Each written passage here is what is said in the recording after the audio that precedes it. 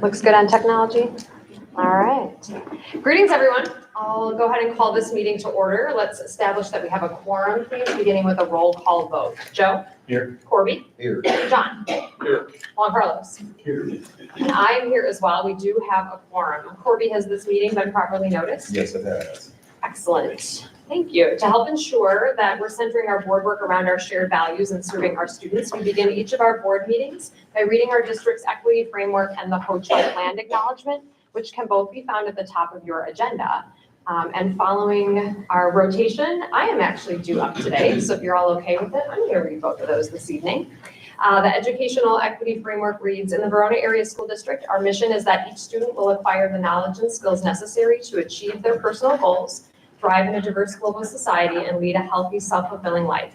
To meet this mission, the Verona Area School District will ensure that every individual has access to the educational, social, and emotional support they need to feel valued and affirmed in their unique identities and experiences. We acknowledge that inequities and power dynamics exist in our system such that some individuals, on the basis of their identities, face barriers to accessing the opportunities they need to experience success. In acknowledgement of such, the Verona Area School District is committed to disrupting these systems of inequity. Our Ho-Chunk land acknowledgement reads, there are currently 12 tribal nations who call Wisconsin home, with the Ho-Chunk Nation being the primary group living around Madison. No matter where you are in the state, you are on the ancestral land of a tribal nation. As we begin our meeting, we honor the land upon which we stand. Moving on to our agenda, I would actually like to offer up an adjustment to the agenda team. Because we have superintendent's report around math practices and we're also doing math monitoring, would it be okay if we kind of danced back and forth? So the agenda would actually be 3A, then jumping to 4A, then back to 3B for superintendent's report, and then back to 4B. Is that making sense how I'm reading that out? Yep. Yeah. Any thoughts or questions about that suggestion? Any additional additions, changes to the agenda? Okay, then I'll accept a motion to approve the agenda as amended. Thanks, Joe. A second? Second. Thanks, Juan Carlos. All those in favor of approving the amended agenda signify with aye. Aye. Any opposed? Okay, so moving on then to our superintendent's report with a full staff lead. And maybe during transition, I heard there's a birthday in the room. Chad Weezy, happy birthday! Happy birthday, Chad.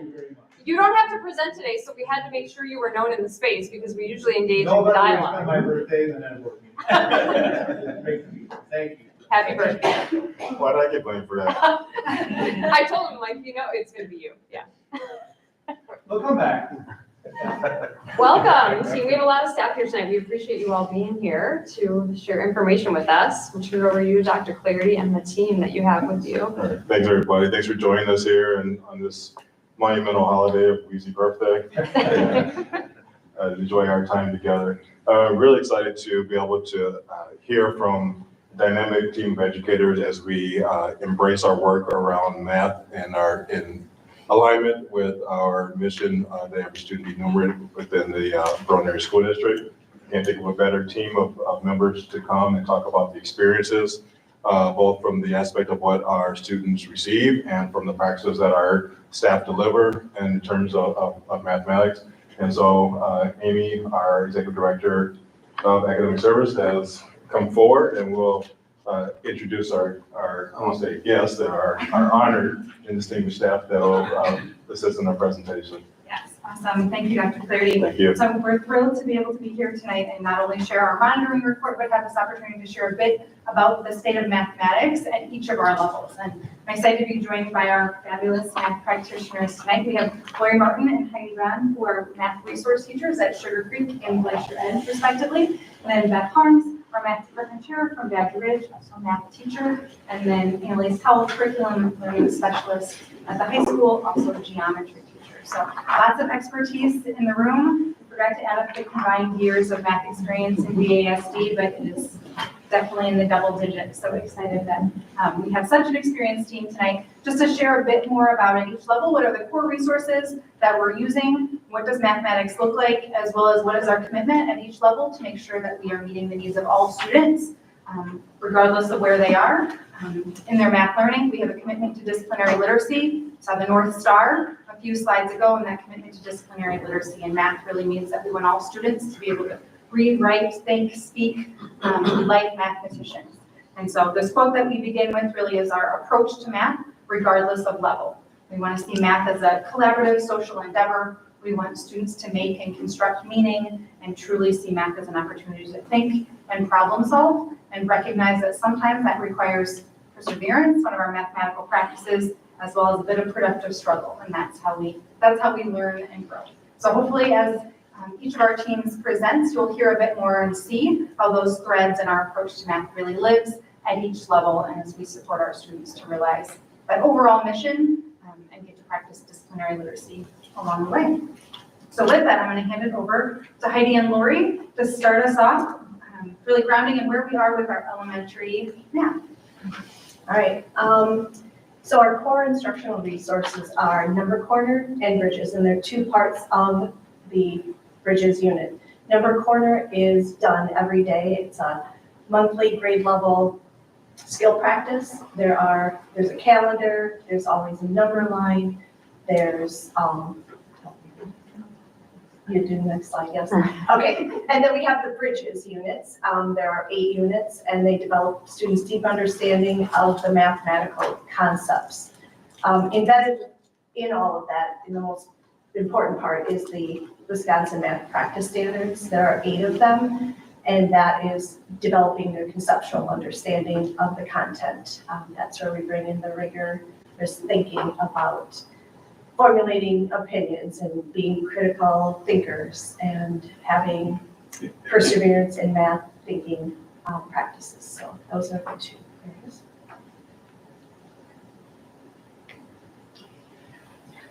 Okay, so as Lori had said, there's 2 parts to our math program. We have Number Corner, which is a whole group experience every day. There's a visual up here from the TWE classroom. And in every time, you'll always see a calendar grid in which there's a concept every month that it focuses on. That one was time and fractions, using the clock to help with the idea of fractions. There's a calendar collector in which they're collecting something. In this month, they were collecting fractional amounts, and eventually they learned that fractions become whole numbers. There's computational fluency. That's when we're talking about adding, subtracting, multiplying, dividing, but in a more fluent way, so it becomes more smooth and automatic. There's a number line activity, the whole idea of an internal number line, and that it's not just numbers like when they're little. Now we search what fractions in, and it can be multiple things. You might be skip counting, it might be decimals and how decimals and fractions are equivalent, and so they develop this internal number line. And then there's always another component where you're solving problems based on something that is at the Common Core grade level. So that happens every single day, every month, and there's always a new concept that is connected to what's going on in Bridges at some point, not always at the same time. So either it's before the concept is learned, or it's a review of what has already happened. So it just depends. So that's the Number Corner. And in TWE, we teach that in Spanish, and in the monolingual classrooms, we teach it in English, and it lasts for a 20 to 30 minute block every day. Then the other component of our math program is Bridges. And in Bridges, as Lori said, we have 8 units that run throughout the year. It's taught more in a workshop model, so there's a whole group time, small group time, and independent times. That's the structure. During those times, the problem and investigations is the core work. It's a time where there's activities the students are doing. There's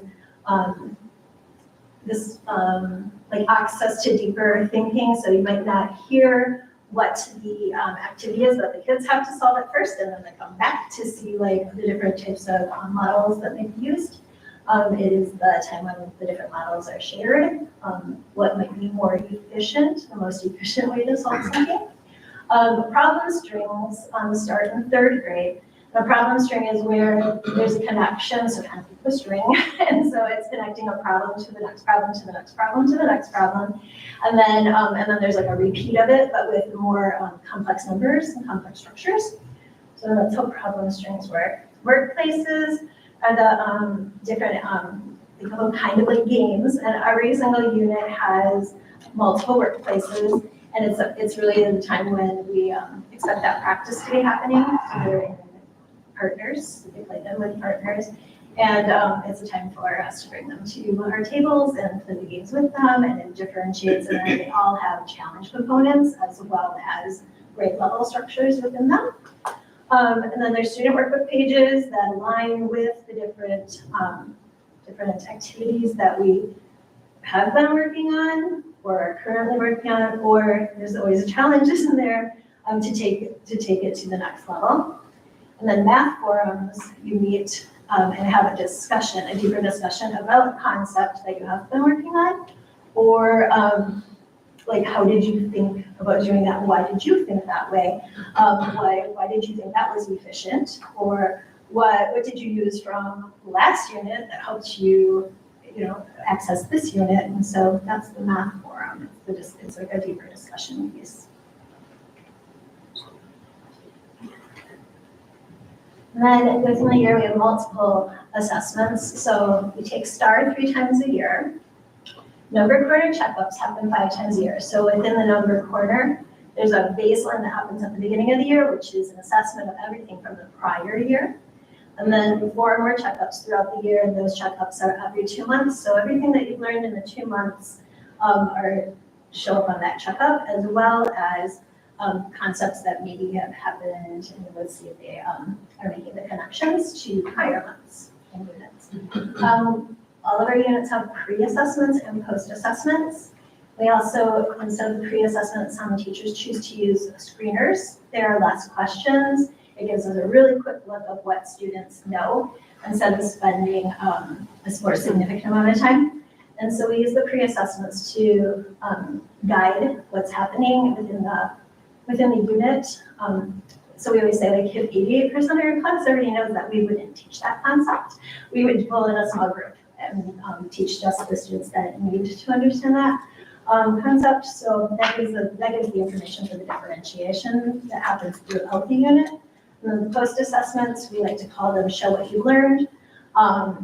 That's now, like, we can see, like, how much growth did they make within that unit, and what kind of small value groups do we need to implement for the next unit to keep everybody moving. And then there's formative assessments through each unit, multiples.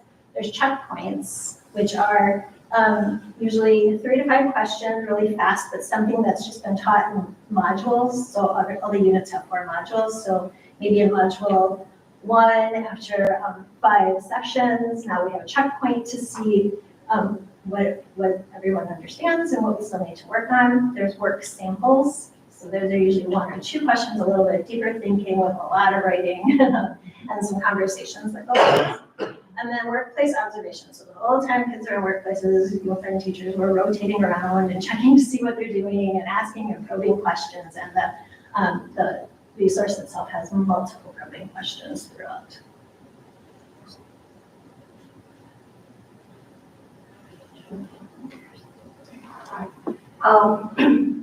Okay, some areas that we're prioritizing is the small group focus, really honing in on the strength base of our math learners and figuring out how best to move them forward on their math thinking and learning.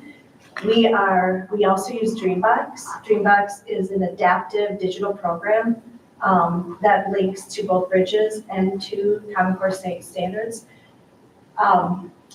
Last year we did a launch, so it gave a quick assessment of exactly where each learner is on all of the math standards. And then it shows them growth. And so teachers can quickly see, how much they're growing. It gives them kind of like a grade for each of the areas. And then gives them lessons that are just in time of exactly what they need. So if they need a review of something or if they're moving ahead. And ideally, they're spending about 15 to 20 minutes, 4 to 5 days of their math time. And a lot of times that is done during the workshop model. So when they're not with the teacher, that might be one of their stations or one of their activities that they would be doing. And then Concepts Quest is a new part of our Bridges curriculum that the district purchased. Units are now available for grades 2 through 5. And last year I had the opportunity to pilot it with a small group of learners, and it was amazing. It is for all learners, and it is the heart of why I love teaching math is seeing kids be excited about rich problems and rich puzzles and, you know, like, I'm like, you don't walk around and think about math all the time. I'm like, this is it, like, wonder why, and all these nuances of numbers and taking what they've already done. Like, we spend a lot of time on prime and composite, and like, well, actually, there's really cool, you know, theories that you can do, like all these problems you can solve and figure it out, and they do that and they get excited. And I've watched kids that you would say, oh, I don't know that they could access this, and they are excited. So I'm excited that we're going to be able to be introducing this to all 2nd and 5th graders in the upcoming months. Awesome. So that is kind of the basis of where we are with kind of our core resources at our neighborhood elementary sites. I'm going to click it one more time. We also wanted to highlight our charter sites. So we know that as part of the charters for Core Knowledge, New Century, and BAIS, each of those sites and their governance councils get to make decisions about the curricular resources that they will use to implement our Wisconsin state mathematical standards. And so you can see here, Core Knowledge at the elementary level is using math expressions and IXL. At middle school, Core just adopted Savas Math and Success Maker last year. Savas should sound familiar because that's the district language arts curriculum that we all are implementing this year as well. And then for Core Knowledge for algebra, they use illustrative math and IXL, which aligns with what Beth will talk about at our neighborhood middle schools as well. New Century is using everyday math and Dreambox, similar to our neighborhood schools with the Dreambox, and BIS is using math expressions in Dreambox as well. So each of the charter sites, we share any core curricular resources that we're providing to any neighborhood sites. We also make available to our charter sites. So you can see that Dreambox is one that both New Century and BIS are leveraging, as well as our neighborhood sites. For their core curricular resource, they've chosen something different, and they build their own curricular cycles around, curricular review cycles around each of those core resources as well. And then on to middle school, Beth.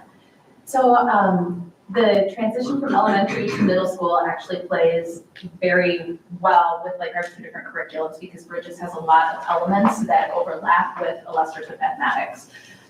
Illustrative math is a problem-based curriculum, so it's a really rich curriculum that engages students at a wide variety of levels. So there'll be problems like at the beginning of a lesson where you might have like which one doesn't belong. And there's a reason that all 4 of the options might not belong. So students could look at these and engage at whatever level they're ready for. So for example, it might be, well, this one doesn't belong because it is the only one with a blue line. Or it could be, well, this one doesn't belong because this represents an inequality and the rest of these represent an equation, you know? So there are lots of different levels within each element in illustrative math. And that's one thing that I like that I think plays really well with like some of the stations and the work that they've done with problem solving in elementary. So it's designed to help students solve problems, reason, communicate, think critically. It's all about the problem solving when they come into middle school. And we really believe that all students can access mathematics, and we really want them to think of themselves as mathematicians and own their mathematical identity. When students come to me and ask, you know, like, when am I going to use this? It's like, well, you're problem solving, you're doing the, you know, like, this critical thinking piece. And like, we still make connections with the skills back to their daily lives. That, of course, is important. But, you know, explaining to them, like, the discussions that you're having and these, you know, how you're diving in and solving these problems, that's the really critical component. So you'll hear about that, like, as we go through illustrative math and The other platform that we utilize is IXL. It's a personalized learning platform that provides some of that, not repetitive practice, but it gives them skill practice. That's what I was looking for. So it gives them the specific skills to practice, and these skills can be skills that are recommended from the IXL platform. They do the benchmark arena on a weekly basis. They answer 10 to 15 questions, and then every about 40 questions, it'll give them new recommendations on things to work on. So it gives them that personalized level of what specific skills they need when they need them. Teachers can also make recommendations based on their classroom observations or skills we're working on in class or related to like the content. So it's a really awesome platform in that sense. And it also helps us when we're targeting small groups and working with individual students, like to help see what their specific needs are. This year we moved to a core instruction block of about 80 minutes with a block at either the beginning or end of our math classes that is for targeted skills. So that's where we're doing that small group instruction, where we're pulling a small group of kids and working with them based on their specific needs. And this has been really helpful with targeting students that need a little bit of support to access grade level standards, like previewing things with them. It's also been really helpful with students who are ready for going deeper within the standards and getting them some access to deeper resources and work individually with teachers. Throughout middle school, we do have our general pathways. Students start off with Math 6, then they go into Math 7, and then between Math 7 and 8th grade, they have a selection to make. And what we generally do is we give the students a chance to reflect upon their data and dive into where they are as a learner and give them some guidance with deciding what course they should take in 8th grade, if they are going to have their needs met in Math 8 or if their needs are going to be met in Algebra 1. And our focus with each of these different levels is really going beyond just fluency. We really want to embed that mathematical knowledge within them so that they have that they really have internalized the mathematics. So as they move through the progression, like Math 6 in 6th grade, and 7th grade and 8th grade, as you can see, they start off with fractions and ratios and rates and just getting to start to look at equations and solving them. And then the next step on the progression is diving in a little bit deeper, going to that next level where you're looking at, well, we talked about proportions, but what's a proportional relationship? And proportions is one you'll see continue to build, each grade level has a tie into that. And so 6th grade focuses on the ratios and rates, fractions and decimals. They touch on equations. 7th grade goes into scale relationships, proportional relationships, and really focuses on those, as well as some work with expressions, equations, solving for variables. And then in Math 8, we spend some of our time on rigid transformations, dilations, and similarities, so shapes and geometry, and then also go into equations and taking a look at those in more depth. It also moves faster as we go. So it's kind of spiraling a little bit, but building on that depth of knowledge and moving them ahead to the next level. And with algebra, then we get more in depth into different types of functions. So really taking a look at making connections, more connections between equations and inequalities and what the graphs actually look like and how we can utilize that. So supporting different learner needs. Talked a little bit about some of it, but just to dive in a little bit more, we've got the personalized practice within IXL, and that will, like I said, target exactly what students need at that point in time, whether it's related to their specific needs of a skill that they may have, forgotten or missed a previous year, or if it is something that they need to just, spend a little bit more time on. So we'll get that with that. Teachers can also then make those recommendations.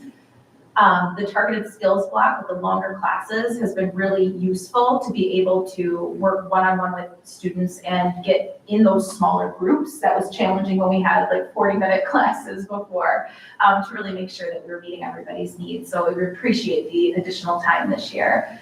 And there are extensions throughout the classes. So like the Are You Ready for More that you see mentioned there, that's part of our curricular resource that is offered on a daily basis to students. So there's just a section of the lesson that helps them tie in the mathematics that we're learning in the lesson to like their daily lives. And it's a really great extension of their learning. If they're feeling really solid on it, they can move on to that. And then teachers have been working together to continue to build on those Are You Ready for More extensions with different exceeds mastery opportunities and consistency with rubrics and those exceeds mastery and extensions across both middle schools. So we've been really partnering together to make sure that we are consistent with what we are offering across both middle schools with that. And then also like continuing to develop our summer learning opportunities to support algebra readiness. We've taken different approaches and, you know, in the past we've tried different elements and we're in the process of working towards what those are going to look like this summer, but I'm continuing to build upon what we've done in the past. Thanks, Matt. All right. So on to high school math. Are we ready? Any questions before we go on?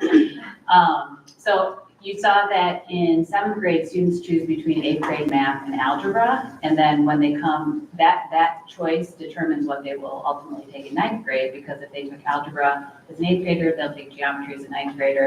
If they took 8th grade math as an 8th grader, they'll take algebra as a 9th grader.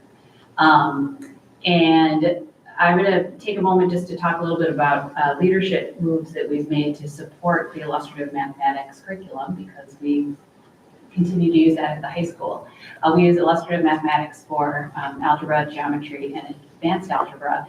And our core value is we really want to provide access to all students for those 3 classes. We know that 85% plus of our students want to go on to post-secondary education, and we know that advanced algebra is key to that. And so one thing that we have in place is co-teaching. We have teachers partnering, classroom teachers partnering with our multilingual VRTs and with our case managers. And that process of setting that up begins right now. I just came from a meeting in that room next door where we had started the process of identifying how are we going to build a primary schedule that supports what our students need. Then, of course, as the year progresses, we have time for those people to partner together, and that happens during Roll Light, which is the first Monday of each month. And that happened just this morning. So today turned out to be a great day to give you examples of how we get to use the wonderful resources that our community has allocated for us. The other thing that is happening on Monday mornings, as we know, is PLC time, Professional Learning Community. And our groups of teachers are working together to first look at standards. And one gift that we have in mathematics is that our curriculum is extremely aligned to the standards. In fact, there's a map that will blow your mind. It's like, if you remember Prezi, guys, Prezi, it's like that. It just goes, you can go down a rabbit hole. But I feel very confident that we are aligned to standards. So then when we get together as a group of professionals, what we're doing is looking at those standards and thinking about what does this mean and what do we want student work to look like, and how are we evaluating that work, and then how are we supporting students to get there. And you know, of course, we can think about that in our heads as an individual, but we also get better results when we come together as a team and look at student work and figure out how to amplify the greatness that we already see. There are some things that we've done as a math department that I think have been really powerful. This past summer, we spent 2 days in Avid training, looking at some different classroom magic that we can weave in to make things more engaging. And as Beth mentioned, things like the notice and wonder protocols or the which one doesn't belong are things that already align with engaging practices. There was a day earlier this year where my students were a little like this. And so it was really easy for me to say, if you agree with choice A, go to that part of the room. If you agree with choice B, go to that part of the room, and that kind of thing. Having those resources that are well-designed really is helpful. Last year, we engaged in a book study of a book called Building Thinking Classrooms, and there's a few people in this room that have heard me evangelize about that book. But we talk a lot about how do we get students to really deeply understand mathematics and not just mimic. And in math, that can be really, really difficult because there is part of math to become fluent, like in learning a world language. Students and people need to memorize some things. It really helps to know your math facts before you try to reduce a fraction. So there is a little bit of mimicking there, but then to solve a complex problem, you must go beyond the mimicking, and that's what we're trying to support our students to do. So let's see, I think I kind of covered. There we go. So grade level standards, every classroom, every day. And again, the illustrative mathematics really helps us with that. And then again, in those PLC teams, we are building common assessments that are aligned to those standards and continuously unpacking what does that mean and how can we make them better. I talked a little bit about the co-teaching. Our course offerings, there's a little grid on there. We can expand it for you. But if I went through every course, we'd be here a lot longer. So I won't do that. We have courses from algebra up through AP Calculus BC12, which allows students the opportunity to take 2 semesters of calculus before graduating. The 12 indicates senior year. So that's an opportunity. We do have one dual credit course with Madison College called Math Reasoning that we are looking to expand our enrollment in. And then we also have a math tutorial class to support students who are enrolled in algebra. Thank you. And let's go to the next slide. Oh, yeah. Just foreshadow our next step. So that was kind of our K-12 spectrum of what's currently happening within mathematics. We know that as a district, we're committed to a curricular resource review cycle. As we did just last spring with language arts and social studies, this chart here kind of shows where we are with our math implementation. And so we're currently in year 4 of our current resources that you just heard about. With our plan moving forward, we recognize that last year we adopted 2 new curricular resources with language arts and social studies. For that expedited timeline for language arts was driven by Act 20 and the need to do 2 curricular resource adoptions at the same time. This year then, knowing that our elementary folks were taking on 2 new implementations, we're working behind the scenes on a secondary science curricular adoption. Next year, elementary science will be in year 1, which is really our exploration and resource selection. And then year 2 is where we get to the initial implementation. And so based on that, to try to avoid, again, doing math and science at the same time, like we did with language arts and social studies, we have currently slated for our math curricular review process to begin in 26-27. This will allow us to do that all together, K-12, so we can, with science we've divided, and we've learned some things from that process. There's certainly pros and cons to being able to take an elementary and secondary approach, but with math, seeing the importance of the continuum that you hopefully heard a bit tonight, we want to approach that through the K-12 lens. We also recognize that we're in a different position with math than we were with language arts and social studies. Language arts, right, Act 20 was driving some really immediate changes, and social studies, we didn't have a coherent resource that we were using at the time. With math, we have some really solid curricular resources that are in play, and we still have ways that we're continuing to grow and refine that process. So the team feels comfortable with moving forward with this curricular review process in 26-27 and launching it at that time. Just to note, that doesn't necessarily mean in 26-27 we're going to make a different choice. We could go through the review process and end with the same curricular resources that we have and maybe just the latest edition, but that is the point at which we come back and think through how is this working, how is this meeting our student needs, big picture, in addition to our kind of yearly reflections on that. In terms of our next steps with math, we will continue to leverage PLCs, the work that's happening in elementary with PLCs, the PLCs that are happening in middle school across sites, and then what's happening with high school. We know that the work of PLCs is where we're getting to rigor of the standards, where we're getting to helping to support specific student needs and the differentiation. So that work continues. We will also continue to support student needs through a multi-level systems of support, or MLSS process. We know how important, hopefully you've heard in elementary, middle, and high, all the different ways that we're collecting student data. We try and understand where are students in relation to the standards and what do they need next. And so it's our desire to make sure that we can build out a really robust continuum or menu of options. Student is struggling with this, we can provide this. Or if the student needs an additional challenge, here's an opportunity for them. Just this past year, we began piloting some different resources, thinking about what advanced learning opportunities can look like in our district. You've heard about concept quests. We are also exploring some different screeners, and we have a team that we've pulled together this year that's really charged with designing what could some of those systems look like, so we make sure that our students are getting the opportunities they need to continue to grow and thrive as mathematicians, while also making sure that we are maintaining access and entry points for all of our students in alignment with our equity framework.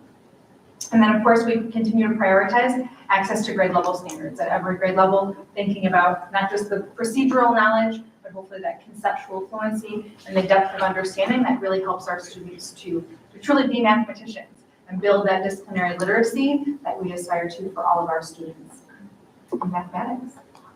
So we will pause there so you can ask any questions that you might have of our fantastic math team here tonight.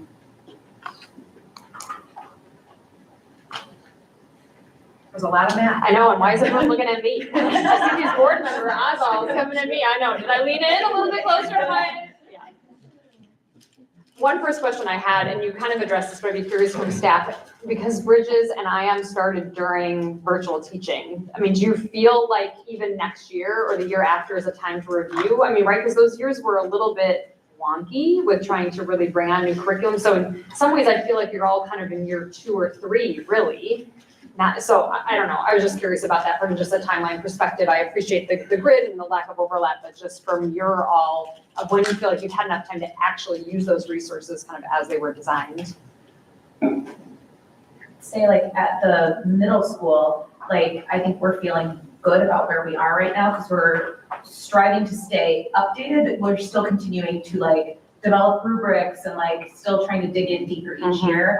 I've seen a lot of growth from students as we've implemented the curriculum, both in students coming from elementary to middle school, as well as they progress throughout middle school, since they had a big shift with the shift to like that problem solving curriculum. And that was just a whole different mindset. Like, you know, the first couple of years that we did it, even like when we were first back in person, like it was, wait, you want me to do what? You're not just gonna tell me what to do, or I can just like copy what you're doing. I'm like, yep, no, you're gonna try it first. You're gonna think about what you know. We've talked about some ideas and some strategies that you might try, like, you know, like for this problem, you might think about, you know, like working it out with, you know, the little fraction strips, or you might think about like the tape diagrams, or you might think about like, you know, and like giving them some resources from previous years to think about. But you know, we've had to do less of those scaffolds, I think, as they're getting used to the, oh, okay, this is where I'm gonna puzzle through and figure it out. I have to think about what I know and apply it to this new thing. And so like, then I still have like my little bag to go into and say like, hey, have you thought about this? Or did you try this? And I think that that's one thing that's been really nice. Like I said, I've seen a lot of growth, but we're also continuing to grow and kind of pull in new resources and everything too. So I feel like we're in a good spot right now for middle school specifically.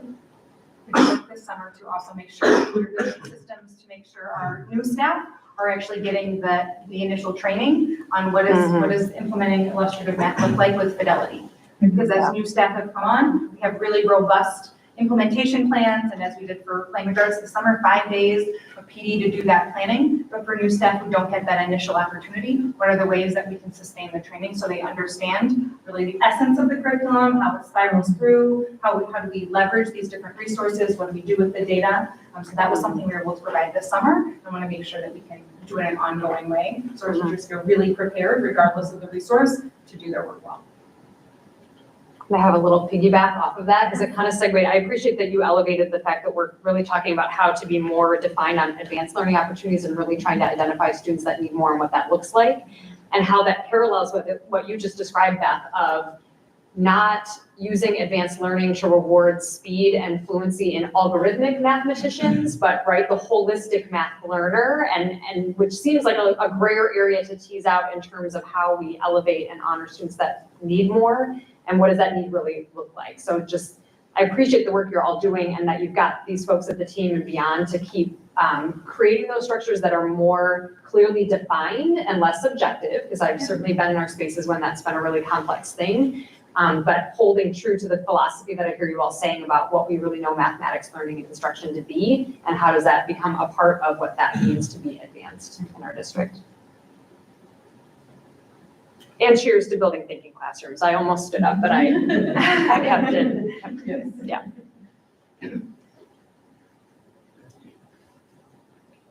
All right. I'm really the only one that's in the No, that's good. Okay, all right, it's fine. First, I want to thank our team and just sitting and listening while I, in the end of the day, just being able to hear the perspective in our buildings is so valuable, and understanding the correlation between what's being delivered and how our students are receiving it just helps in our leadership and our support and making sure that buildings have the resources they need to make sure this phenomenal work continues to happen. And I also want to just really pause and thank our Board of Education. As you, sometimes you, I don't know why I do, but sometimes you watch other board meetings because I just like to torture myself. And you don't always get to talk about what we are actually trained to do, which is educate and deliver content and be able to talk about student outcomes and how students are accessing and true teaching and learning. And our board places us on our agenda in a way that allows for not just our board to understand, but for our community to understand the great work of our educators. So thank you for the opportunity for this team to be able to bring that forward. Yeah, and thanks to all of you, because I think it really is important. Math is a very hot topic. And so having this full presentation is beneficial to us, but I hope is also really beneficial to the community. Thank you. All right, thank you, Jane. Okay. So then per our kind of rearranged agenda, the fact that you're up here, Amy, we'll shift then into our results monitoring for mathematics. So we'll get some time to hear a little bit more information about the data that we were all presented earlier, board, and be able to ask some questions and hi. All right, so as we prepare for, we'll jump close to pause superintendent's report and go into board action. As we have Amy and Teresa prep to deliver the monitoring report, what I want to bring your attention to is probably be very helpful to have the monitoring report either physically in your hand or in docs open. As you had opportunity to review them in board docs, you'll notice that our leadership moves in for mathematics for R2 1.2, there are 8 significant leadership moves that came into play. We want to be transparent and not that some of the leadership moves are a direct response to the last one, and some of them are current that as we continue to be fluid in addressing the needs of our learners on the fly, but we want to make sure that you saw both at the same time. You'll also know that we brought it to your attention and bolded it in the second part of R2 1.2, where we specifically talk about any area where we had exceptions last time when we had a leadership move and we closed that gap. We are acknowledging the leadership move that contributed to what was formerly an exception now being marked as, hopefully voted on, marked as being making progress.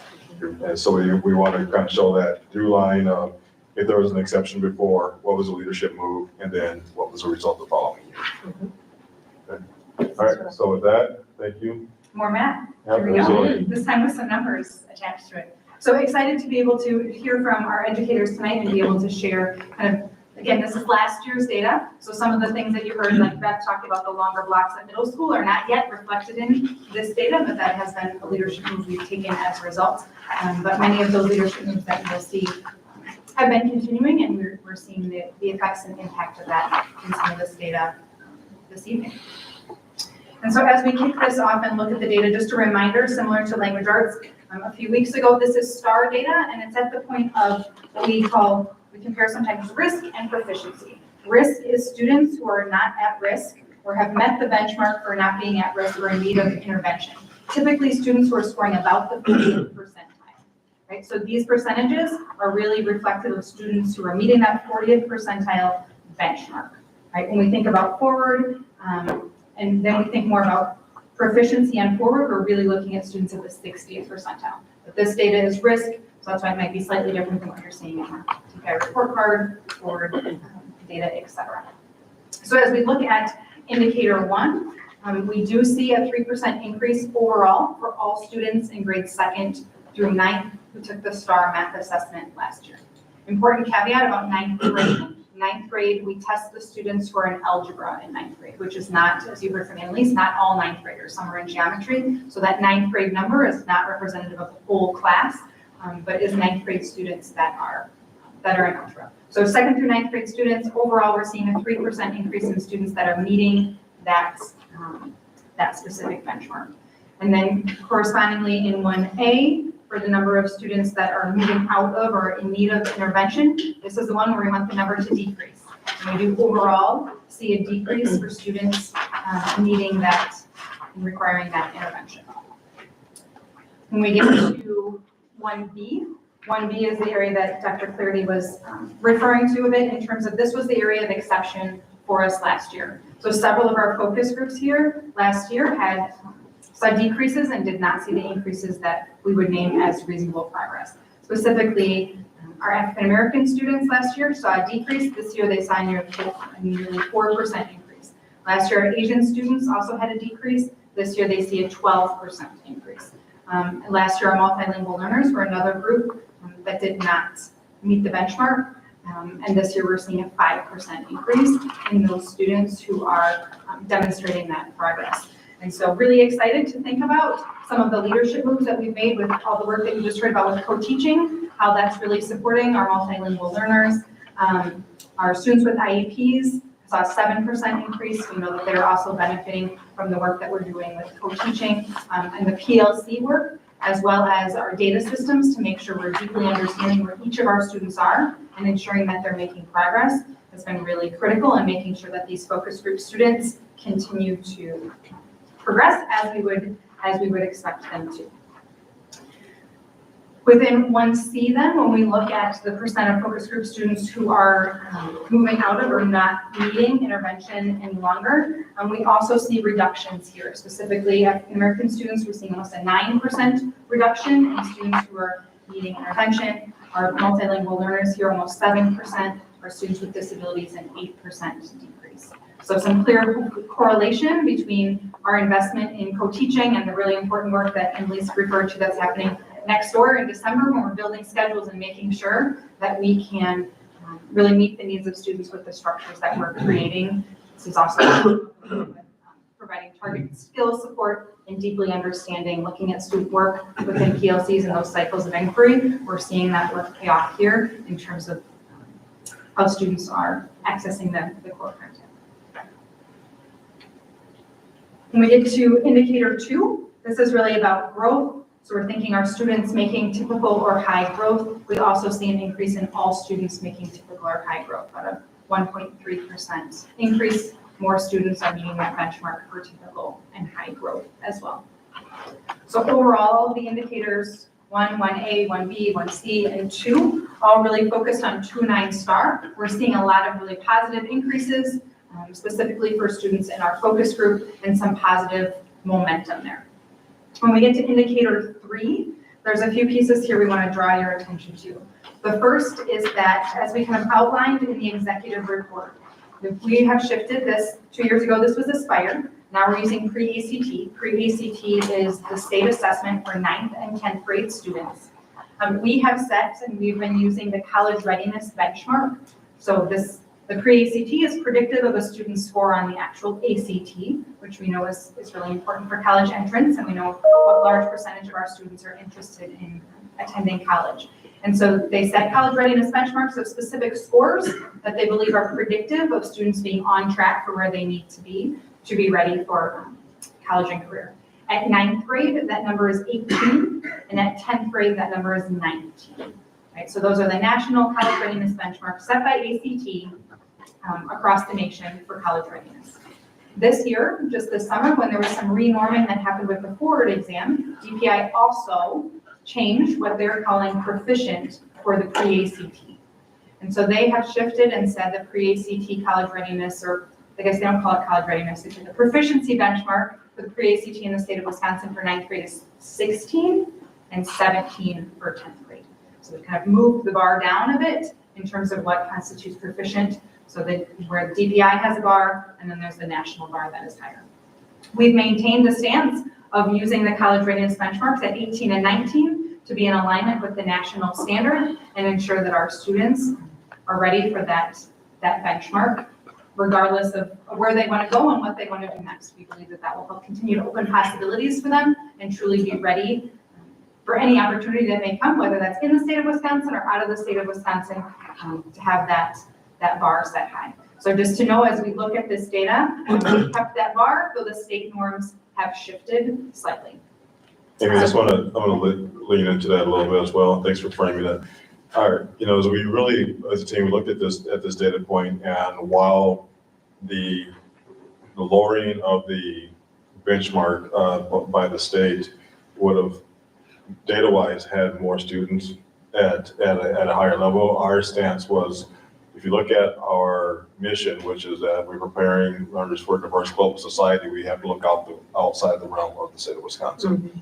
We also, we tout ourselves as being a district that exceeds expectations by our report card, and then we can't say, but then we're going to lower the standard when it's convenient to do that for benchmark. So, fundamentally, from a philosophical standpoint, it was just crucial for us just to name that it's not about agreeing or disagreeing with the stance of the state lowering the benchmark, that we as a district were not going to, and keep us at I think a more national and global level of proficiency.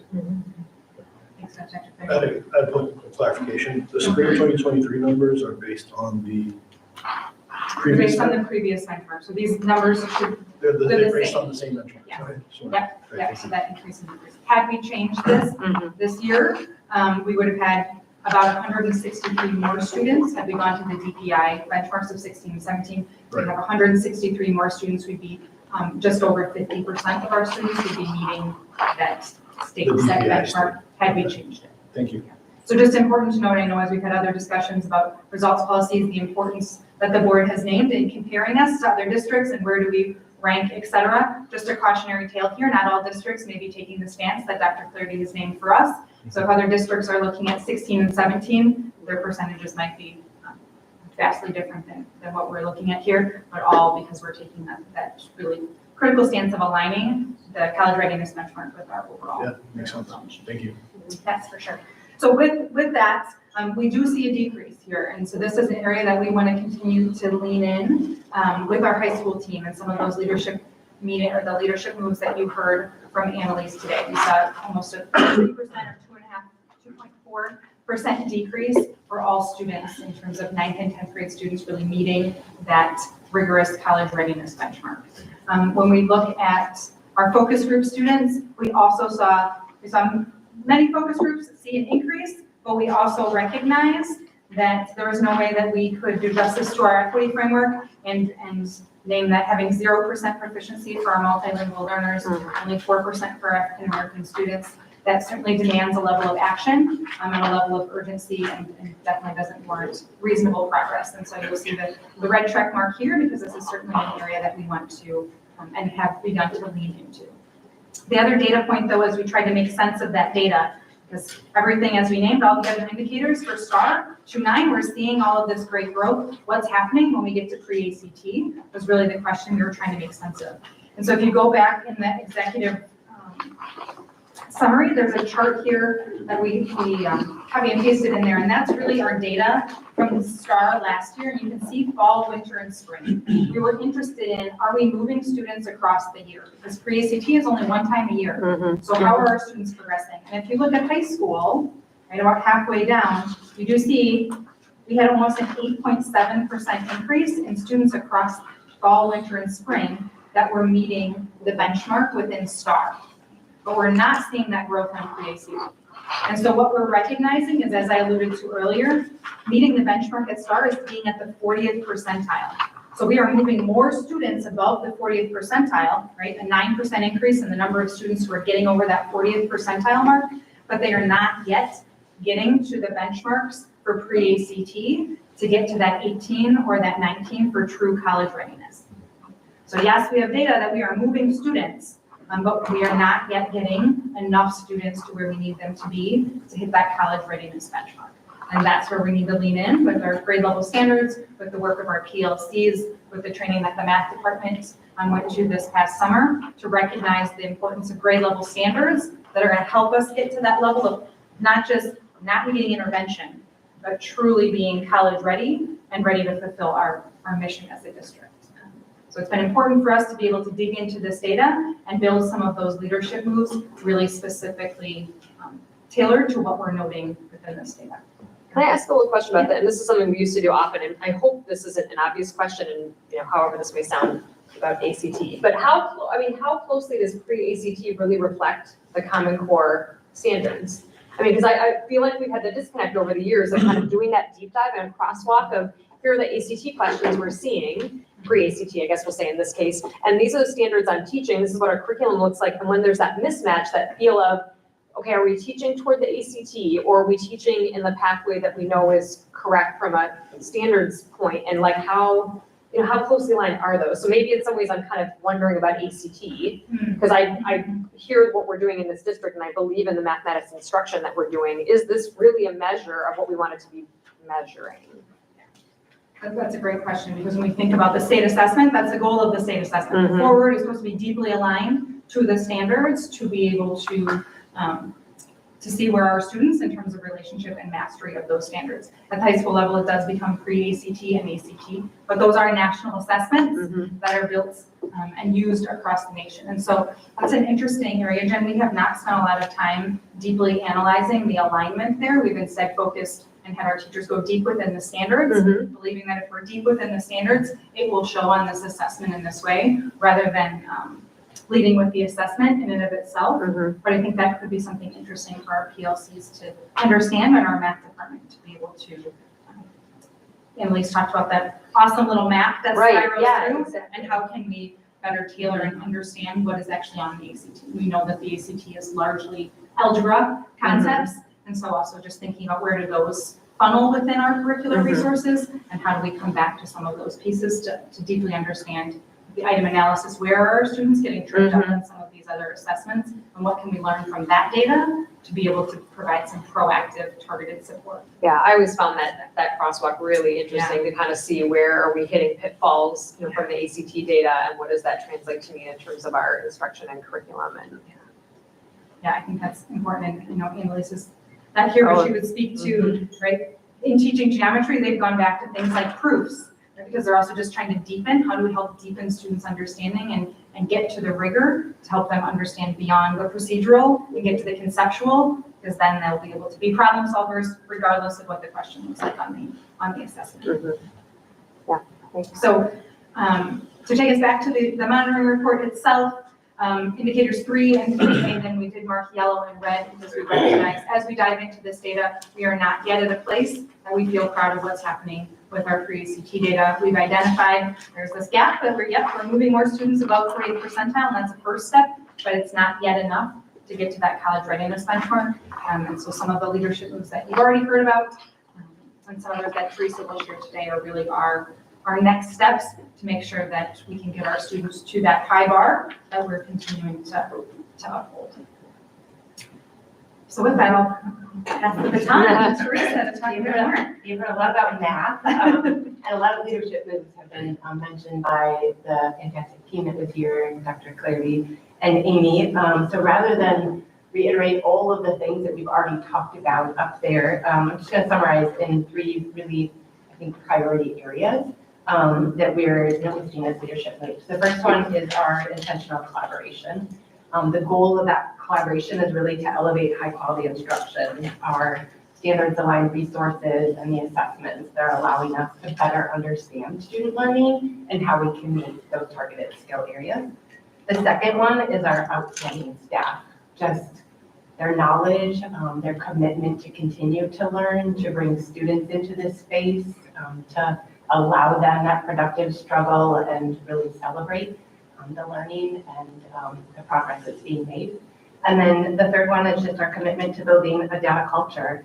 We're constantly rethinking about the data that we're collecting and what that means and how to bring student voice into that, and really making sure that the data we're looking at is telling a picture of where our children want to go in the end. And so those three areas are really encompassed in all the different pieces that we've talked about tonight. And those are what we believe are leading to the increases that you will see in that paragraph that we have highlighted a couple of times, of increases of anywhere from 4 to 12%, which is significant growth for some of our students in math. I think I'll just add, and because we've seen that growth and we've implemented these leadership moves in the past, we're confident that continuing to do that and deepen our process with this work will put us in a better position to move more students above that college readiness benchmark on the PACE. So with that, what questions that you have? So we'll close that part first, just turn it back over to the board to receive the report. So we have received, and we can continue to discuss our results policy for mathematics. I'll accept a motion to bring the report as presented into board discussion. So moved. Thanks, Juan Carlos. Is there a second? Second. Thanks, John. Thanks for noting that, Corby. So we do have the report now with us. Any further questions, discussion, thoughts about the monitoring report as we have it here?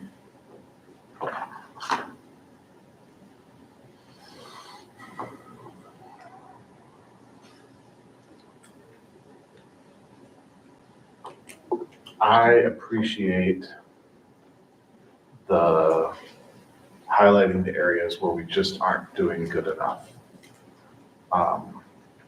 Because it's clear in some of this data that there are areas that still need to be worked on. So I also really appreciated having the report ahead of time about what's going on with the curriculum review for mathematics, K-12, because I think it's important to see that this is something that we're really working on, that we really need to work on. And there are definitely some areas in here that need work. So I appreciate that candor in the report. And I think, one of the things I noticed in looking at it, and then, again, you guys pointed this out, not just the achievement gaps with focus groups that are happening particularly around this notion of college readiness and the pre-ACT, which it seems like there are so many questions, and this is not the proper place for all my questions because some of them are deeply theoretical and personal to me. But another area is in the data that you guys pulled out in your executive summary. That's very interesting to me that, it seems like as students progress through, achieving benchmark is harder and harder. And, I've again, so many questions that I'm sure everybody is struggling with and are evidenced in this report. Like, are we killing their mathematics souls?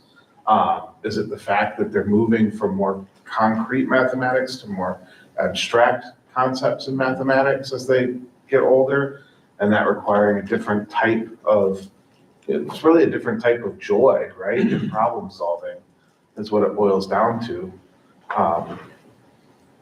Is it could be any number of things.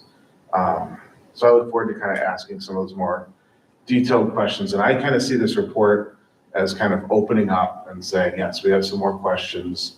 I'm curious to keep getting this feedback as we go through our curriculum review, but it's pretty clear that there's work to be done here. So yeah, that's just my thoughts. I don't really have a question there. I thought you guys presented it well. I don't know that I have a question about it. It's the data's right there. I would kind of unpack some of our abbreviations it took me a long time to figure out that PLCs is professional learning communities. It just means a bunch of teachers getting together and talk about teaching. So I just throw that out there. Thank you, John. Okay. Well, if there's no more questions, no more discussion, we do have a motion on the table and a second. All those in favor of approving the mathematics results policy as presented, achieving reasonable progress with exceptions, please signify with aye. Aye. Any opposed? Thanks again. To echo what you said, John, I feel like having our students, when Lori talked about like getting kids excited about math, like I feel like deep down there's a part of that too that lives in this data, right?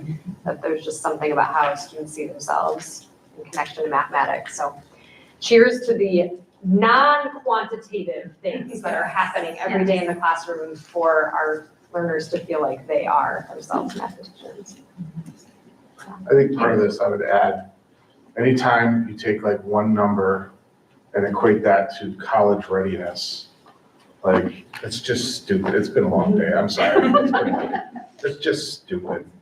And, you know, I'd hope anybody that's watching at home realizes like, you've got to go through a whole process. What do you mean by college readiness? Like, this is one number. Like, you know, it takes so much more to be ready for college. You know, like, all the way down to like, you do your own laundry, not in that number. It's just such a stupid thing. Sorry. No apologies. It's really hard for me not to use some bad language here because I'm struggling late at night. This will be super quick. Someone said it earlier at the first math presentation, and I hear it from kids all the time. When you make math real, make it, take the, you know, the algebraic equation out of it and make it real to them. Make it a real life situation. That's when it really clicks with them. I've heard that from several students. And I think it sounds like we're on that path, that trajectory, so. Thanks again. Thanks, Amy. So now we're technically moving back to Superintendent's Report B about extended learning pathways. So I'll turn it back to you, Dr. Clarity, and our next team of amazing folks coming up. You don't recognize that as Brian Cox right there. Little, yeah. Doing the fall. So cocky. It does, yeah. For the record, there's context, All right, we'll move back to agenda 3B. Thank you for the flexibility, and I'll also move back into the superintendent's report. Just for clarification, this will in essence be, while it's labeled extended learning pathways update, there will be an embedding of retention inclusion data as we committed to when we talked about our next presentation on the pathways, as well as the, we use that as a model there, as well as the booklet of data that it'll have for you in digital form and in real form, all right? So we'll turn it over to Dr. Hawkins to introduce the team and we'll start going. Well, good evening, everyone. Tonight I have the pleasure of introducing Dr. Goldberg, the Director of Special Education, Carly Caroline Adams, who is our Foundations Lead, Brian Cox, who is AKA Ted Lasso. Did he bring biscuits? What did you say? Did he bring biscuits for us? I did not. That would have been Make a amazing. note next time. And David Van Dorstrom, I'm the assistant principal at Verona Area High School. And so tonight, we have the pleasure of talking and sharing with you all an update on extended learning pathways, as well as Dr. Clarity referenced, sharing the impact on seclusion and restraining data. So I just want to take you all back to the annual academic report in 22-23 on page 17. A few years ago, we spoke in our opportunities for growth on building a continuum of services for K-12 students, recognizing that students have diverse learning needs. We plan to build out a comprehensive continuum of services. This includes creating specialized spaces and pathways for K-12 students who require different approaches to learning. By providing tailored support and instructional strategies, BASD aims to foster a positive learning environment that addresses individual strengths and needs. And that's what we're here to talk about. I'm especially proud that we called that out in 22-23. And then in 23-24, we were charged with making that come to life. And so this team, along with so many others, spent the school year 23-24 doing exploration and planning. And so that led to the development of foundations along with extended learning pathways secondary. And what I am proud to say is that this team explored the best of the best and spent time learning and growing together to create a space for students that have complex needs that gives them exactly what they need. So I'm going to turn it over to Dr. Halbert, and she's going to lead us through the rest of this presentation along with these amazing leaders. All right, well, thank you for allowing us to have this opportunity to share all the great work that's been done on extended learning pathways. In your document, I'm going to just give you an overview, which is really the first couple pages of the document. So in recent years, many of our school districts nationwide have experienced a trend where more students are having difficulty accessing education, especially in our traditional school settings. And we have been trying to provide additional interventions and supports, and we're finding that some students are still finding it challenging to find success. And our district is just like many other districts across the country. And so, like Dr. Hawkins said, last year at this time, we shared our seclusion and restraint data, and our trends were going up. And we really wanted to make an effort to change that trajectory. In addition, on our state report card, our high school students had lower attendance. And so we looked at these data points, and one of our leadership moves was to expand our continuum of service, what our students had available, either in services or locations or within the building sites. And the hypothesis was that if we provide schooling in a different way for some of our students, then they would be more successful, and we would see a reduction in our seclusion and restraints, and we would see an improvement in our overall attendance. Now, expanding our continuum of services when the school budgets are tight really exemplifies our commitment to our equity framework, and specifically where we are talking about ensuring every individual receives the educational, social, and emotional support they need to feel valued and recognized in their unique identities and experiences. So we expanded our continuum of services through the extended learning pathway programs.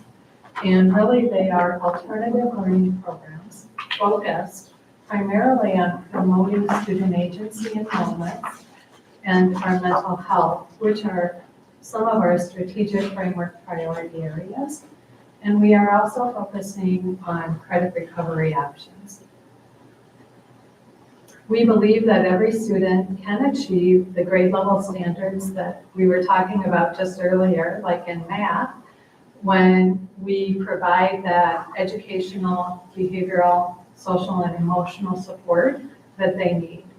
So we are working really closely with our principals, the staff, the students, the families, and also many of our community members to wrap around the students so that we can bridge the skill gap. Overall, what we're really trying to do is to equip students with essential skills in a smaller, more supportive environment so that they can readily learn the skills. But then we really want them to transfer back into that classroom setting. That's really our ultimate goal, is let's teach them the skills and let's get them back into the classroom with their peers. So we designed our extended learning pathways to be a smaller classroom environment. And we did that so that we can really understand the complex needs of the students that are in our program, and that we can have a greater ability to adjust faster to the needs of the students. So students participating in our pathways, what we're going to talk about tonight are two different options. So we have our foundations in grades 1 through 8, and Carly will be sharing that. And then at the high school, we're working on a multi-level system of support. And the one new program that we added is Crossroads. And so Brian and Dave will share information about that program. So I'm going to turn it over to Carly. Thank you, Dr. Hubbard. This slide is just a quick overview of foundations itself. This is the same information we presented to the board late last spring, last time we were here, and our overall program specifications have not changed. So again, this might be repetitive information, which is good. That means that we are consistent as we've implemented. So students access foundations via IEP team determination, meeting pre-established criteria. To note that this excludes kindergartners purposely. There's not enough historical data to support that students have accessed all of our available tiers of support prior to foundations, which is one of our criterion. Foundations remains a partial day program, so students access for 2 hours on Monday and 2.5 hours Tuesday through Friday. There's 2 sessions. There's a morning session and an afternoon session.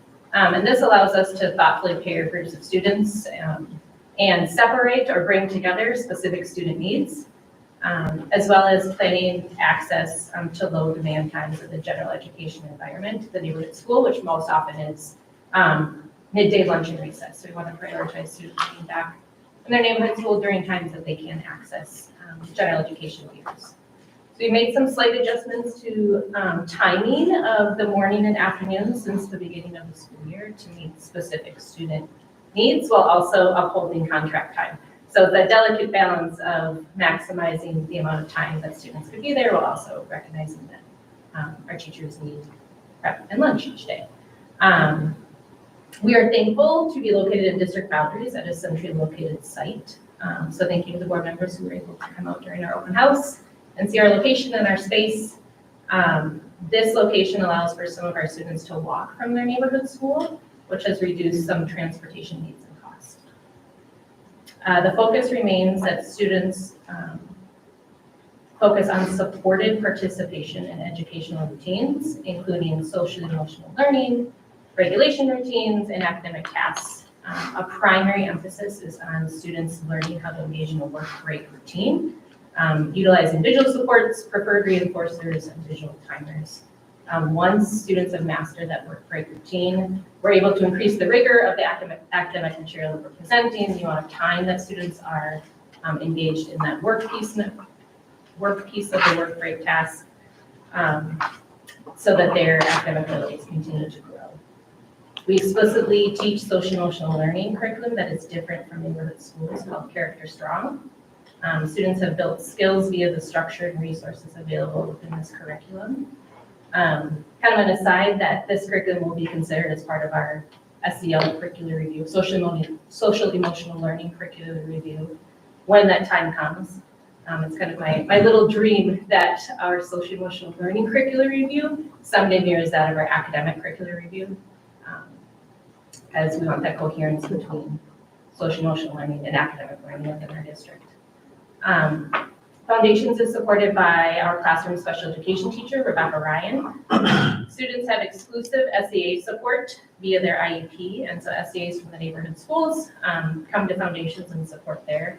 We have entered into some sort of staff rotation to ensure that, like, if a staff member is absent, that there is a familiar staff that's coming to Foundations, and also so that more staff can see the student in that environment. So we might have like different staff come on Monday each week, or might be more sporadic based on the neighborhood school staffing. I'm also on site when students are present, facilitating program logistics and communications, and I'm the primary behavior responder. So overall, our Q1 data is meeting intended outcomes with a reduction in the number of restraining seclusion incidents experienced by students in foundations. We couple that, it's not just like at foundations and at their neighborhood school, but collectively throughout their school day, there's been a reduction. Within the booklet, there is a specific graph, page numbers on here, this lovely one. So we can see that overall within the district, we've had a decrease in the number of restraining seclusions when compared to last year's September, October, which also is a reduction potentially in the amount of trauma students experience when they come to school when they experience a restrainer seclusion. So that's something that we are really proud of and really is the basis for why this program was created.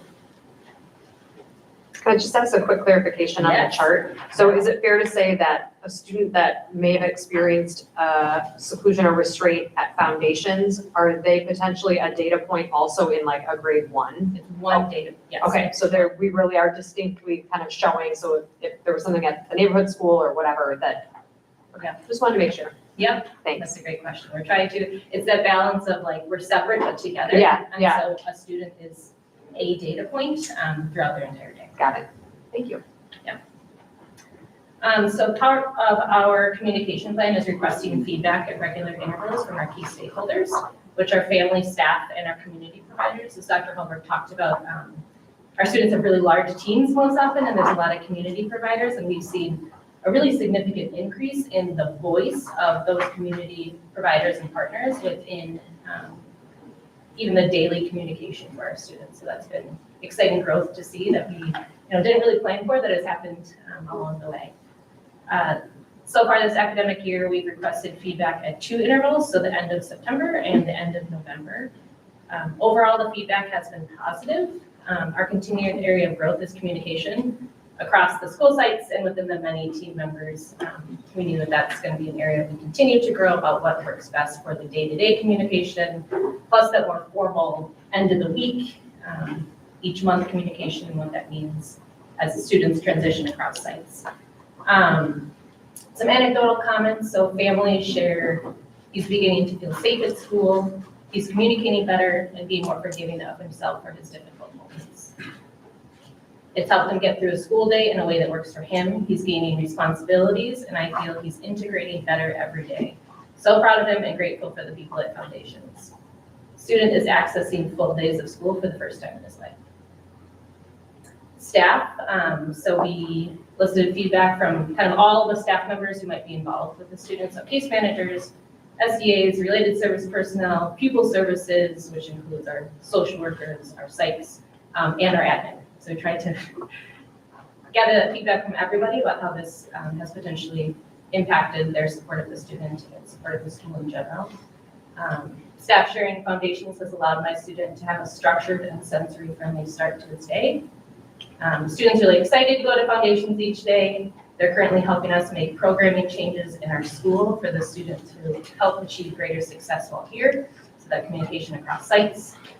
We've been able to work as a team to adjust services and supports to best meet the students' needs. I appreciate the flexibility, the adaptivity of the Foundation staff in working together to brainstorm and problem solve when things come up. This has helped my confidence when working with complex students. I'm seeing my student do more work at Foundations than I've ever seen him do. It's given me more time to work one-on-one with extra support to better understand my student. And this has allowed me to work and focus on other students on my caseload because they were able to lift some of the intense and time-consuming challenges of a very difficult student. So anecdotes is an important piece of the data that we wanted to share with you all. And then lastly, from me, we know that numbers and data don't tell the full story. So I just wanted to share one student story. It's in a video form. I can't wait to hear my own voice like booming through this room, so hopefully that's okay. Jason, would you be able to help me get this, or anyone? Is it up here? Oh, right here. Mr. Cox, so you should be able to help me get this.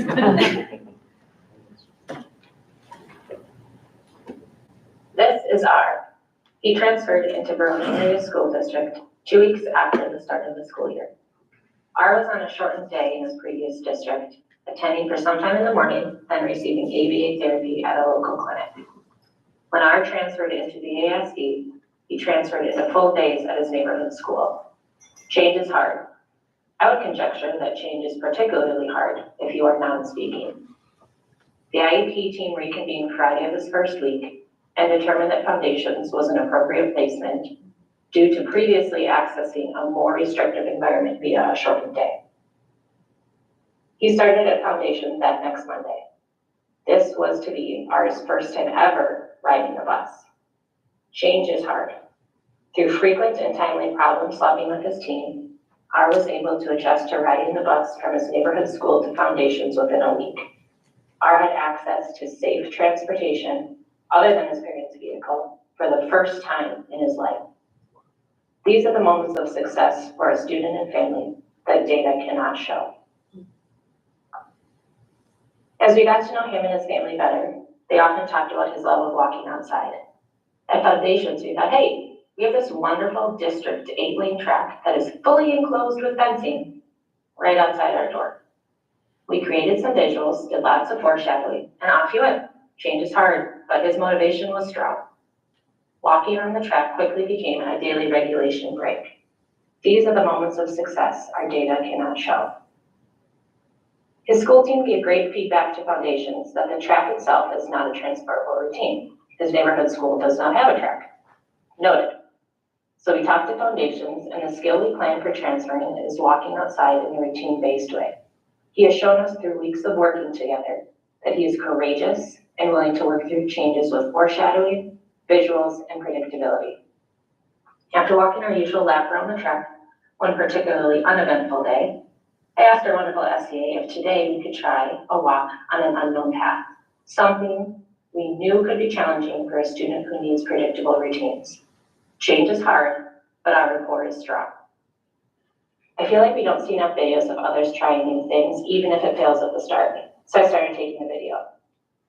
And this guy did it. He trusted staff enough to follow an unknown walking path to an unknown destination. This ability to accept a change in routine is monumental for the student. This is a success our data cannot possibly show.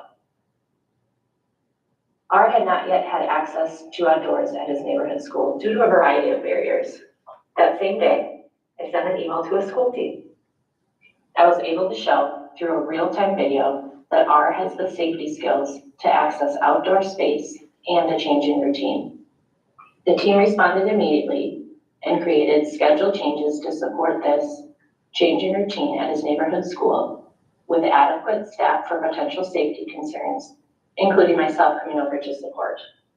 This trial happened the very next school day, thanks to the neighborhood school staff and their trust in R and his success in accessing outdoor space at Foundations. Through foreshadowing, visuals, and high trust in staff, R was able to access the outdoor swing at his neighborhood school for the first time. This was such an important step in his movement towards increased time with general education peers. Multiple adults were moved to tears that morning, filled with pride in R's success. These are the moments that data cannot show. So while our focus will continue to be decreasing the number of restraint, seclusion, and ODRs for students in Foundations, we also know that numbers are only part of the story. Students and families' increased feelings of belonging and success in the educational environment is where our passion continues to live. We are quite proud of the Foundations environment and routines we've built since late August and have received positive feedback from our key stakeholders, staff, families, and community partners. We also know there's continued work to be done so that students can access more time with their neighborhood school with general education peers. Sharing individual student stories and successes, no matter how small they might seem, is one actionable step towards our continued goal of increased communication district-wide for meeting the needs of our most complex learners in new, creative ways.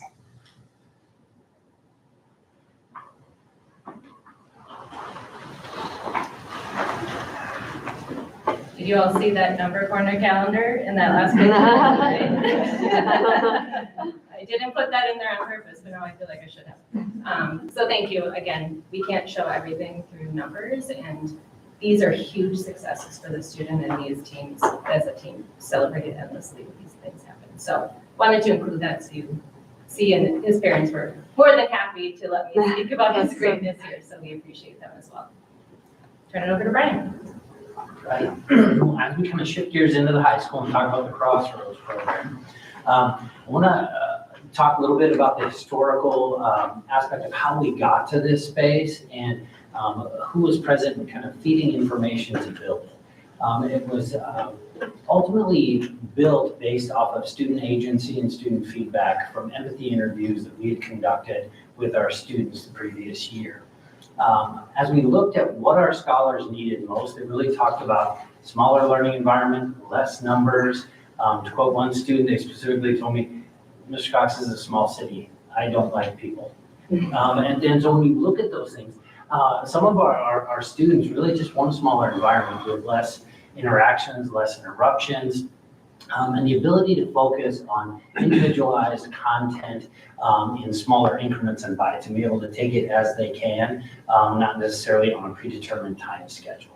And so the beauty of Crossroads is we've created this environment where relationships are key.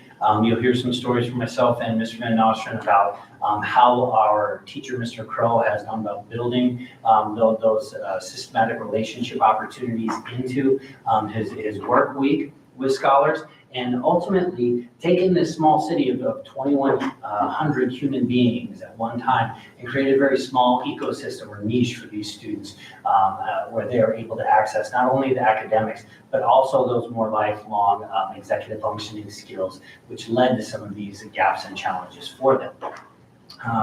And so as we look at this, the emphasis on relationships really comes into how do we get the student in the space and keep them in that space. And so ultimately, when we all have a strong connection or relationship within that organization or in that small classroom environment, we're more likely to want to attend and not only attend, but stay in that space and not alone from it. Mr. Crow has coined a very quick tradition of Pancake Friday, where literally every morning on Fridays, he will cook pancakes for all the students in Crossroads. So they all come in knowing that they're going to eat together, they're going to break bread together, and then they're going to get to work together.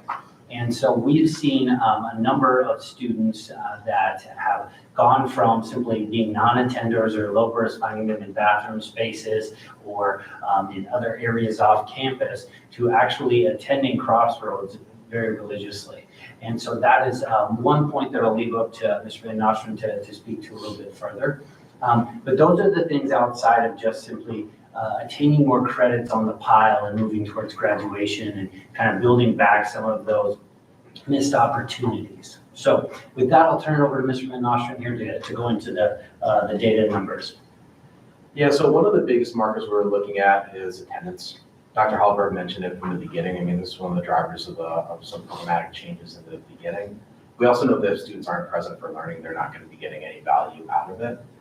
One thing that's unique, or I shouldn't say unique, but it's very different about Crossroads than it is about Foundations, is that in Crossroads, we're trying to give kids opportunities to recover credit, but also skills in executive functioning and self-awareness that we're wanting to see transfer over to their other classes. The difference is that they're kind of getting those skills while still enrolled in those other classes. Kids who are in our Crossroads programs or in 2 periods of Crossroads, they're going to be in 3, 4 other class periods. But as we're sort of learning about how this program can best serve students, we are trying to see not only is their attendance improving this year, but is it improving, or how's it looking in the Crossroads program? And that's sort of the only Crossroads part. And also, is it transferring to their other classes? Are we seeing an attendance improvement overall as students are gaining more confidence, as students are able to show some more agency, and as they're able to have a home base that really becomes like a foundation for their whole day, you know what I mean? A place that they can rely on and helps them kind of take those risks in other classroom spaces. What we're noticing right now is that for the most part, students' attendance is improving in their other classes. It's also early days. I mean, we're comparing all of last year's attendance totals, even as a percentage to Q1 right now. But like I said, I mean, it is one of those markers that we're looking at right now. We're really interested in because that's what we want for our students, is to be able to to show that their attendance is improving, and then know that there's a lot going on underneath the surface of that change. So that's the attendance that we're looking at right now. We're also seeing strong attendance in the Crossroads program. I'll call out, attendance isn't perfect in the Crossroads programs, and also acknowledge the fact that, I know all these kiddos, and these are kids who are often most at risk in a lot of different ways. And the fact that they're so consistent in the Crossroads programs is huge. We're super proud of them for that as well. The other thing I'll talk about a little bit as a data point is, at the high school level, we are concerned with credits. You know what I mean? 23.5 is a really important number for students, and we know what it means to get a high school diploma. And we also know what it means to get all the benefit of the learning that goes along with it. Right now, the way credits are set up in Crossroads is two ways. The primary way is what I'll talk about, and it's online courses, courseware. I think of it as really just a textbook, so there we have we have a ton of different courses available through courseware, and what Isaiah does as the teacher is he takes the English course for freshmen and he brings it to the English department chair. Now that courseware course is a textbook and it's standards based, but with the department chair he goes through it and they look at the individual units and make sure that it represents what our kids are learning in a freshman English course. And then the other really awesome thing about the courseware is that there's pretests. So if a kid takes the pretest for unit 1 and shows mastery of that at that point, they can skip over and they go right into unit 2. That's huge for kids who are trying to make up credits in a shorter period of time. Almost all of our Crossroads students are 11th graders, some are 12th graders.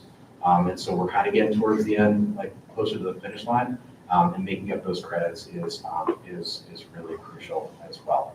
So we have some running credit totals.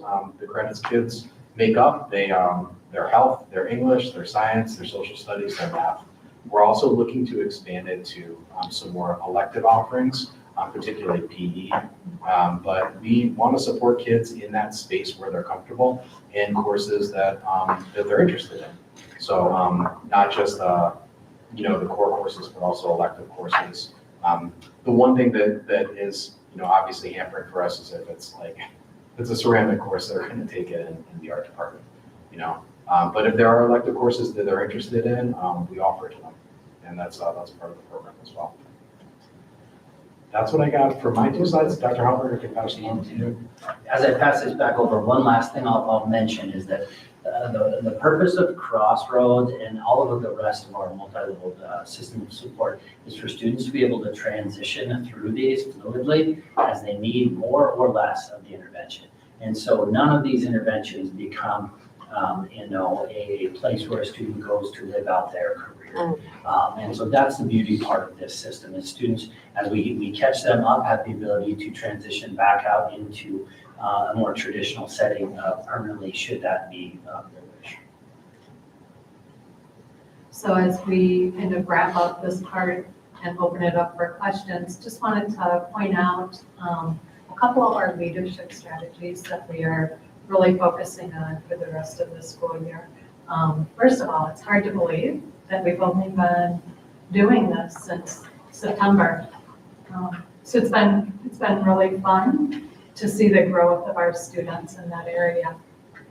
And so regarding our leadership moves, we really wanted to think about the strategic framework, and we built our leadership moves around that. So the first one is to increase our collaboration and our communication.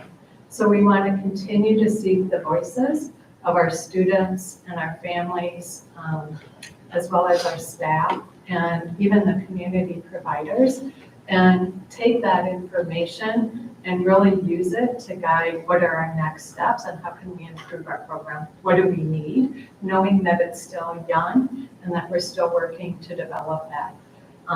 It will help us with our programmatic and our individual student changes that we need to make. The second leadership move that we are really focusing on is in the area of value and belonging. I think think you heard it from all three of the individuals here, that our students have found a sense of value and belonging and safety within these environments. And so what we want to do is to continue to create an environment that aligns with our program, both physically, emotionally, and socially. And one of the things that we really are finding at the high school is that we're having great success with Crossroads, but there are still some individuals where the building is just too big and they have such a high level of anxiety that they aren't able to come into the building. And so what we would like to do starting second semester is just to explore what additional options are available for our high school students where we haven't been able to have them enter into the building for a lot of the mental health and issues related to anxiety. And so what we are hoping to be able to start that at the start of right after winter break here. And then our third area is really focusing on the wellness and mental health. And like Carly mentioned, we really are researching and implementing best practices related to our social and emotional learning. Adam is working really hard on building out our MLSS process, so the levels of support for our students related to the social and emotional learning. And in many ways, we're using our extended learning pathways as a smaller venue in which to try and implement different programs. That's where we are implementing Character Strong, and we're seeing the impact of that in a smaller group. So it's kind of like our pilot over a year long to see how is that working.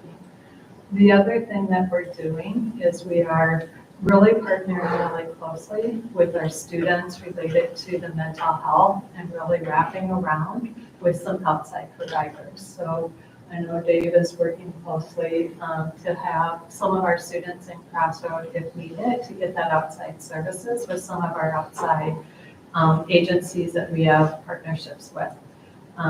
Carly's always on the phone talking with individuals for our students because they have large teams, and we are working side by side in a really nice way.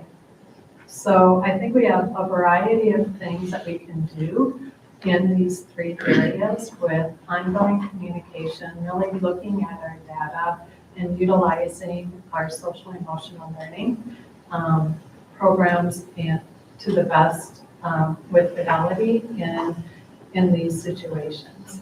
The other thing that is really unique about both of the programs that were talked about is the small nature of the program, and it really allows us to be responsive to the students' changing needs.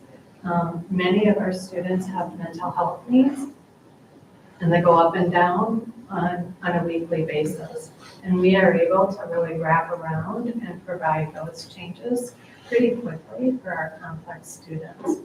Our staff are dedicated, and they're really amazing.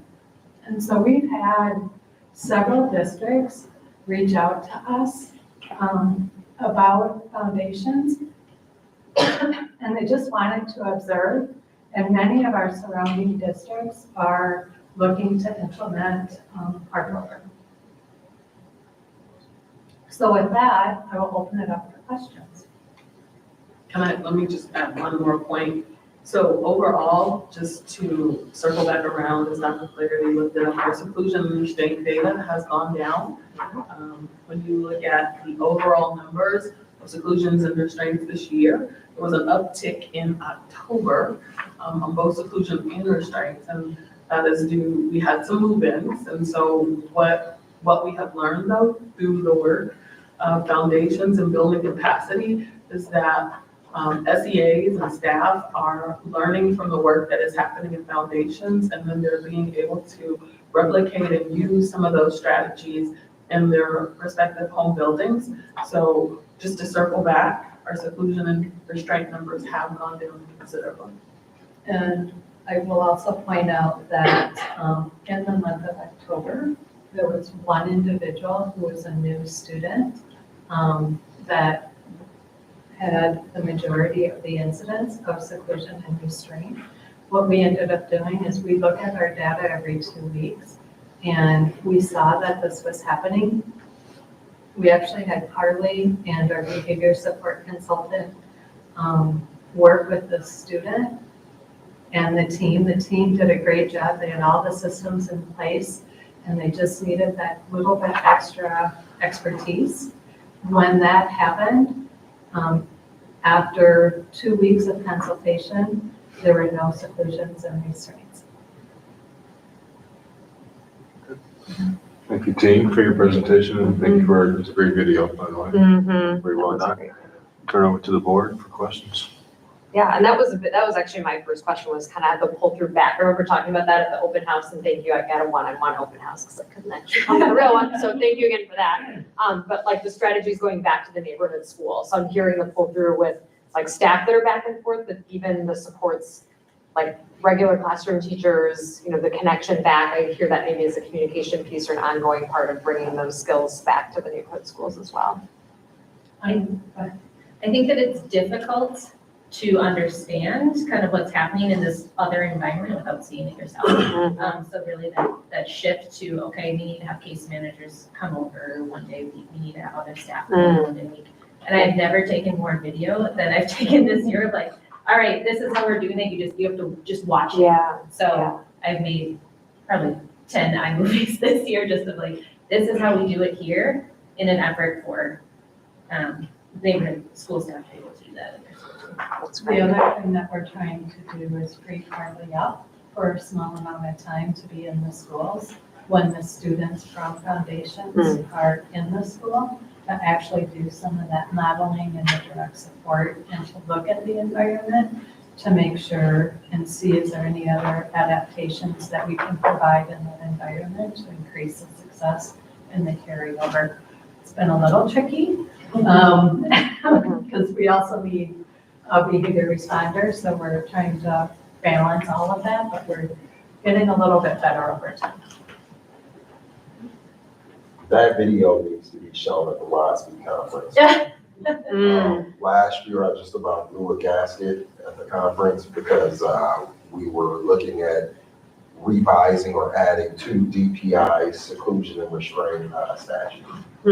And what came up was that, as we know, Black students and students with disabilities make up the highest cases of seclusion and restraint in Wisconsin. And so the issue that other districts outside of Dane County and Milwaukee County had was that issue, was addressing that issue within the statute. And I think a lot of those districts had never, from what they were saying, had high incidents or any incidents of seclusion and restraint.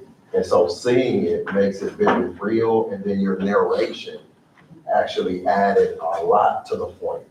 So I just wanted to thank you for that and add to it that this needs to be somehow broadcasted to the rest of the districts, the 422 or 21 districts. So I have a question about the high school stuff. Is Crossroads something that like all the students who are kind of falling behind credit-wise have access to or are engaged with, is maybe a better way of putting it? So they all have access to it. The way that access works is they work through our multi-level system of support. So it's kind of like when you think of when we go for medical treatment, they don't just jump to the end of the train and apply the highest level of intervention, right? And so that system is set up to where through our Hope Team meetings, we walk through and layer on different interventions for specific students. And when that finds its way to not be working or hitting a gap, then they proceed to the next level of intervention. And so that way we're being very targeted about what we're putting in place for each student. And we're also not over-intervening with maybe a very, I don't want to say restrictive environment, but the most heavy implementation we can for that student when something less might work in that moment. And so that Hope Team really becomes a little bit of a gatekeeper in the sense of making sure that we're following our systems, our processes. And sometimes when you have a new solution to a problem, people like to throw that solution at every problem. right? Without working through the system to make sure that you're not addressing it at the lowest level possible. So it's not, Foundations is students with IEPs. Correct. Crossroads, not necessarily. Correct, for any student can Okay. access that. And just based on the 2 slides where you had data, how many students are currently enrolled in Crossroads in some way? 15, I believe. So we started with 15, we're up to 20 now. Okay. And what is the average or like longest duration in the Crossroads space? Because you alluded to, right, it's like a portion of the day and then there's what? 2 periods. 2 periods. Maximum 2 periods.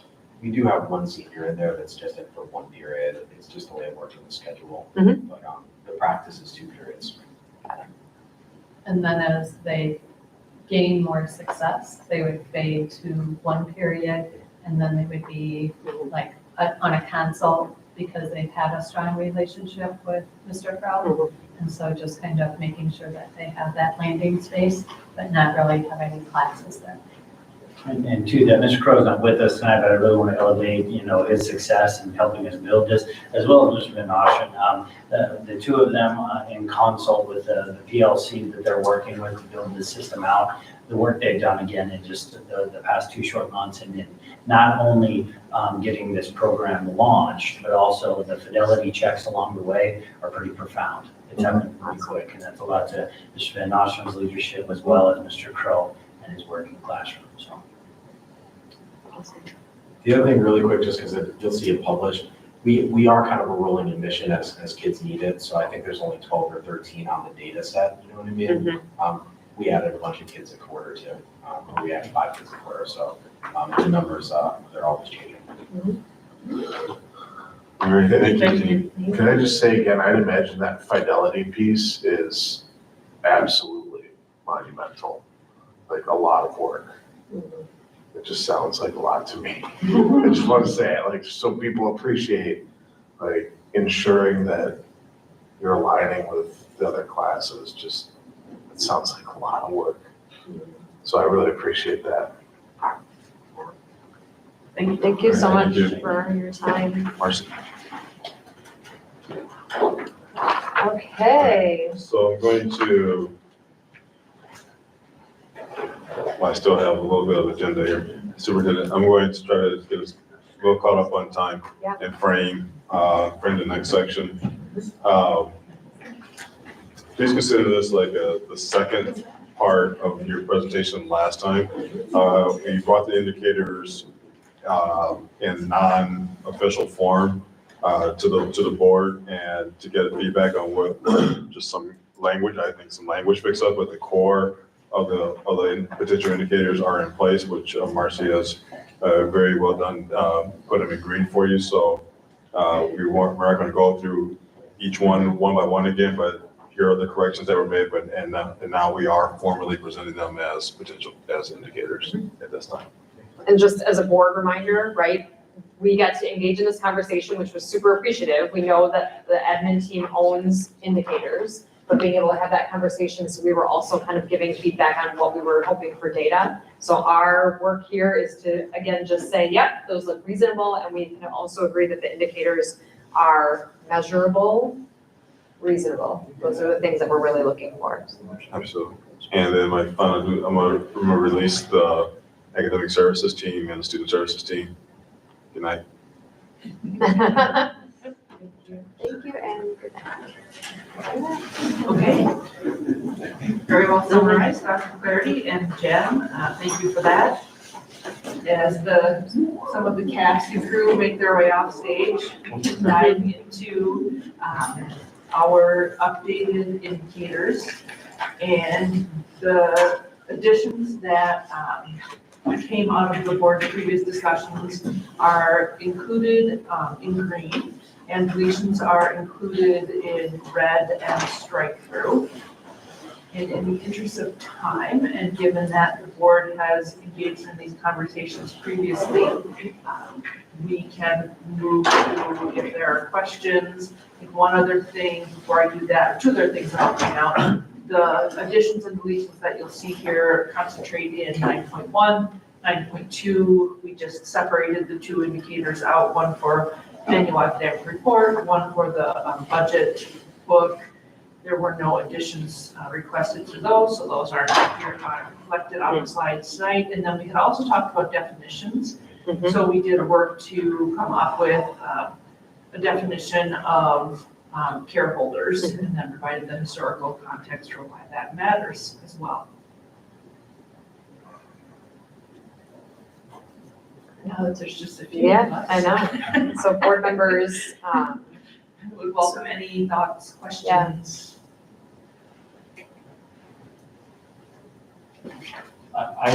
To me, these edits incorporate what we talked about the last time we talked about these. Including some of the stuff that I thought was important to me, which is kind of introducing some subjectivity into the indicators so we can, free ourselves a little bit to make our own determinations. So I like including effective in the online presence and relevant to the news that's disseminated. I like those additions. I think they're reasonable. So I just have a question. 9.1.1 mentions the careholder experience survey.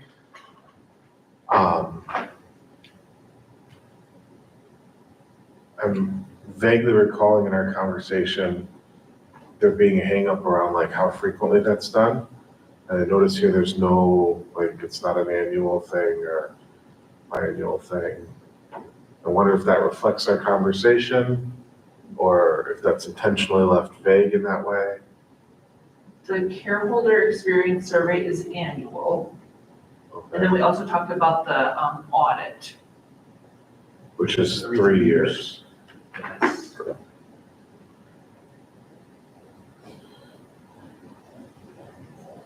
Do we need to say that that's annual? That indicator? Or is that best left ambiguous? I mean, if we monitor this report once a year, wouldn't it be like we'd have to see that then as part of our annual review of it? I mean, do you kind of see what I'm saying? Yeah. So even if it's not mentioned, because we review it annually, that somewhat implies that we would expect to see it annually. And if you gave us a repeat, that would be maybe ours to say insufficient or not happy data. I don't know. That makes sense.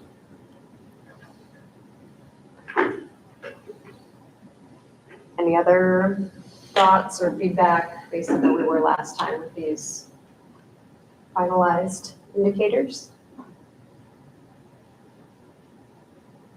Okay, so remember our plan is to approve these knowing that they are measurable and reasonable. So with those two guidelines in mind, I would accept a motion to approve these revised indicators for OE9 as presented.